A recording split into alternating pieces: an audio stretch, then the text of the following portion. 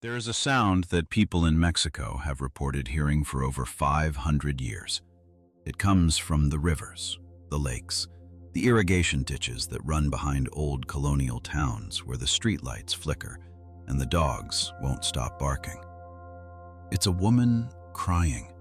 Not the way someone cries at a funeral, not the way your mother cries when she's frustrated. This is the sound of someone whose soul has been ripped from their chest and they can't figure out how to die all the way. Ay, mis hijos, mis hijos. Oh, my children, my children. And here's the thing that makes this story different from every other ghost story you've ever heard. She's not looking for revenge. She's not haunting the man who destroyed her. She's hunting for children. Any children. Yours, mine, whoever is close to the water after dark. But what most people don't realize, the scariest part of this story isn't the ghost. It's how she became one. Because before she was a monster, she was a mother. Before she was a curse whispered to keep children away from riverbanks, she was a girl who fell in love so completely that it burned every good thing inside her to ash. And that's the story nobody tells you.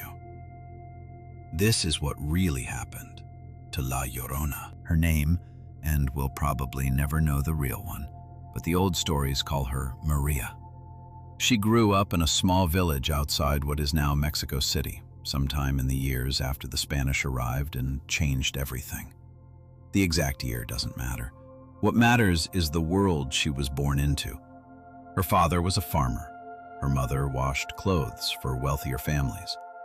They weren't poor in the way that makes you starve, but they were poor in the way that makes you invisible. The kind of poor where you walk through the market and people look right past you, like you're part of the scenery, a wall, a fence post, nothing worth stopping for. But Maria was different. She was beautiful. And I don't mean the way people throw that word around when they're being polite. I mean the kind of beautiful that made men stupid, the kind that made women nervous, the kind that became a problem before she ever asked it to be. By the time she was 16, men from neighboring villages were finding excuses to visit.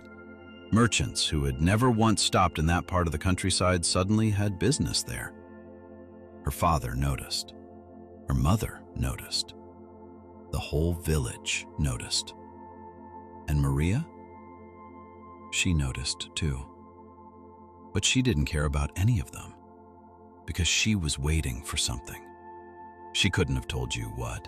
Just that the life she saw around her, the marriages where women aged 30 years in 10, the men who smelled like dirt and mezcal and never once asked their wives what they were thinking, that wasn't going to be her story. She was wrong about that, but not in the way she expected. Now, remember that feeling, that pride, that quiet refusal to settle. Hold on to it, because what happens next is where everything starts to crack. He rode into the village on a horse that cost more than every house on her street combined. His name doesn't matter either. The stories call him different things: a nobleman, a ranchero, a Spaniard, a captain. The details shift depending on who's telling it and where, but every version agrees on one thing: he was wealthy, he was handsome, and he was not the kind of man who stayed. He had the look of someone who had been everywhere and found it all slightly boring, the kind of confidence that doesn't need to announce itself. He wore silver on his saddle and clean boots, and when he smiled at Maria in the market, she felt something unlock inside her chest that she'd never felt before. And he looked at her like she was the first interesting thing he'd seen in months. That should have been a warning. It wasn't. They started meeting by the river. Always the river. Remember that. The river is where this story begins and where it ends and where it lives forever after. The river was their church, their bedroom, their confessional. Every beautiful thing between them happened near the water. And later, every terrible thing would too. He told her she was unlike anyone he'd ever met, that the women in Mexico City bored him, that their families bored him, that she, this girl from a village that didn't even have a proper name, was more alive than all of them put together. And maybe he meant it. That's the part that makes this story so much worse than a simple tale of a villain and a victim. Maybe, in the beginning, he actually meant every word. They fell in love the way a fever takes hold. Fast, total. The kind of love where you forget to eat, where you lose track of days, where the rest of the world fades to static and there's only this one person, this one voice, this one pair of hands reaching for you in the dark. Her parents told her to be careful. She didn't listen. The village women whispered that a man like that doesn't marry a girl like her. She didn't listen to them either. Because here's something true about being young and in love with the wrong person. Everyone around you can see the cliff. They're screaming about the cliff. They're pointing at the cliff. And all you can see is the sky. She got pregnant. He stayed. That surprised everyone, including Maria. He built her a small house near the river. Not the grand hacienda she'd imagined, but close enough to pretend. He came and went, sometimes for weeks at a time, but he always came back. He brought gifts, toys for the baby, ribbons for her hair. And when their second child was born, he held the boy up to the light and laughed in a way that made her believe this was forever. 2 sons, 2 beautiful boys with their father's eyes and their mother's smile. For a while, that was enough. But a while is a dangerous measurement because a while has an end. And what came after?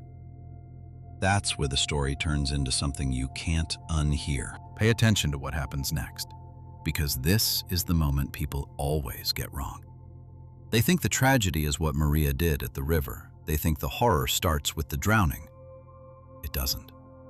The horror starts here, in the quiet, in the slow, daily erosion of a woman who built her entire identity around a man who was already halfway out the door. His visits got shorter. That was the first sign. Where he used to stay for a week, now it was 3 days, then 2. Then he'd arrive on horseback at sunset and be gone before the children woke up. Maria would find his side of the bed cold and a few coins on the table like she was someone he owed, not someone he loved. She started asking questions. Where do you go? Who are you with? When are you coming back? He gave her the kind of answers that aren't really answers. Soon. Don't worry about it. You know I always come back. But something in his eyes had changed. The way he looked at her was different now. When they first met, he looked at her like she was the most fascinating thing in any room. Now he looked at her the way you look at a town you've already decided to leave, with a kind of tired fondness, like he was already nostalgic for something that wasn't over yet. She could feel it, the way you can feel a storm coming hours before the sky changes. Something was moving underneath the surface of their life together, and she couldn't name it, but her body knew. She stopped sleeping. She started losing weight. She'd catch herself standing at the window for hours, watching the road, waiting for the dust cloud that meant his horse was coming home. The boys noticed, too. Children always do. They started asking where Papa was, why he didn't take them riding anymore, why Mama was always crying. And then one Sunday, she saw him, in the market, in the town square, on his beautiful horse with his beautiful silver saddle. And there was a woman sitting behind him, younger than Maria, dressed in silk. laughing. A Spanish woman. The kind of woman his family would approve of. The kind of woman who came from the right bloodline, the right last name, the right side of the conquest. Maria stood in the middle of the crowd and felt the ground drop out from under her. He saw her too. Their eyes met, and he looked away. That's the detail that destroys me. He didn't ride over to explain. He didn't even have the decency to look guilty. He just turned, like she was a stranger, like she was another face in the market. Like those years, those children, those nights by the river, none of it had happened. She walked home carrying 2 bags of corn and a feeling in her chest like something had come loose and was rattling around inside her, sharp-edged and hot. The boys ran out to greet her when she got home. They grabbed her skirt. They asked for fruit. They asked for papa. She looked down at them, and for the first time, she didn't see her children. She saw his eyes looking back at her. Now, before we go any further, I need you to understand something. What Maria did next is unforgivable. I'm not going to dress it up. I'm not going to make it poetic. There is no version of this story where what happens at that river is anything other than monstrous. But I also need you to understand the state of a mind that's been broken in a very specific way. When someone builds their entire world around one person, their identity, their worth, their reason for waking up, and that person removes themselves without even the courtesy of a goodbye, something collapses. Not slowly, not gradually. It collapses the way a building collapses when the foundation is pulled out. All at once. Total. And whatever crawls out of that rubble is not the same person who went in. What walked to the river that night was not Maria. Not anymore. The stories disagree on the details. Some say it happened at dusk. Others say it was the middle of the night. Some say she walked them down to the water calmly, holding their hands, telling them they were going to look for fish. Others say she carried them screaming, one under each arm, her face blank, her bare feet cutting on the rocks. Every version ends the same way. She walked into the river with her 2 sons. She held them under. They fought. Of course they fought. They were children. They didn't understand. They clawed at her arms and kicked at the current and called for her, called her mama, called the only word that had ever meant safety to them. And she held on. And then they stopped. The river took them downstream. She stood in the water up to her waist, watching them disappear. 2 small shapes getting smaller, getting darker. Gone. And then the world came back, like waking up from a nightmare, except the nightmare is real and you're standing in it, and you did it. You did this. The fog lifted and the rage burned out, and what was left was a woman standing alone in a river at night, looking at her empty hands, understanding in one catastrophic flood of clarity exactly what she had done. She screamed. Not a word, not a name, just a sound. A sound so broken and so total that the people in the village who heard it later said it didn't sound human. It sounded like the earth cracking open, like God himself had torn something that was never supposed to be torn. She tried to find them. She dove under the water again and again, tearing at the riverbed with her fingernails, choking on mud, screaming their names between mouthfuls of dark water. But the current was too strong. The river had already taken them somewhere she couldn't follow. Not yet. She crawled out of the water sometime before dawn. She walked through the village in her soaked white dress, barefoot, dripping, her eyes seeing nothing. She walked to the edge of the town and then kept walking. Into the desert. Into the dark. They found her body 3 days later on the bank of the river, face down in the shallow water. Her fingers were still curled, still reaching for something that wasn't there. And that should have been the end. But it wasn't. It never is. Not with this one. What I'm about to tell you is the part of this story that has kept an entire continent awake at night for 5 centuries. The part that grandmothers whisper to children who won't come inside when the sun goes down. The part that fishermen swear on their lives is true. Because Maria died at that river. But she didn't leave. They say that when she arrived at the gates of the afterlife, heaven, the underworld, whatever you believe, she was asked one question. Where are your children? She couldn't answer, and she was turned away, sent back, cursed to wander the waterways of the earth until she found them, not as a woman, not as a ghost in the way you think of ghosts, transparent, floating, harmless. She came back as something else. Something between alive and dead, between grief and fury, between the mother she was and the thing she became. She is La Llorona, the weeping woman. And she has been searching ever since. Here's where the story stops being a tragedy and becomes a warning. Because La Llorona doesn't just weep by the water. She hunts. The old stories, the ones that predate the tourist versions, the ones that were told in whispers around cooking fires in villages that don't exist anymore, those stories are specific about what she does. She appears near water, always near water.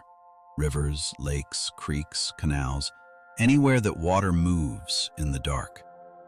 She appears as a woman in white, soaking wet, her hair hanging over her face, her dress clinging to a body that flickers between solid and transparent.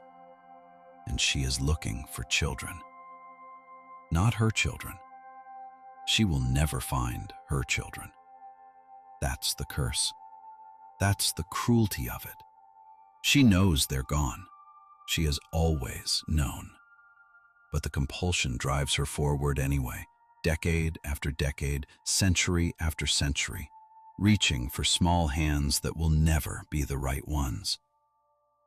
People across Mexico, Guatemala, Honduras, Colombia, the American Southwest, they have reported encounters that follow the same pattern. A woman by the river at night, weeping, calling out for her children. And if you hear her crying and it sounds far away, she's close. If it sounds close, run, because she's right behind you. There are accounts from the 1800s, farmers near Guadalajara who saw a figure in white standing in irrigation ditches at 2 in the morning. Parents in San Antonio who found wet footprints on their porch leading from the direction of the river, stopping at the window of the room where their children slept. A police report from 1953 in New Mexico describes a woman in a white dress spotted walking along the Rio Grande at night. 3 separate witnesses.